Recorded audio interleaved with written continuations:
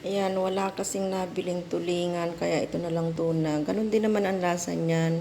Pinagkaibahan lang kasi, yung tulingan, maliit siyang tuna, at saka buo siya kung lutuin. Ito naman tuna, ayan, hiniwa-hiwa.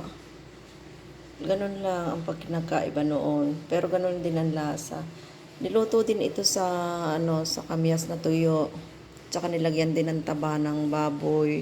May luya din ito. So, may pati siyang nakabukod nakalagay sa garapon.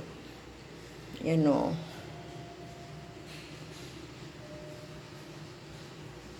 Yan, hiniwa-hiwa siya. Niluto na kasi, busy bukas at Christmas. At saka para matuyo siya kasi ang pangit kasi kung babalutin agad ng mainit, dapat ito malamig na pag binalot. At saka hindi ito masisira dahil maganda ang pagkakaluto.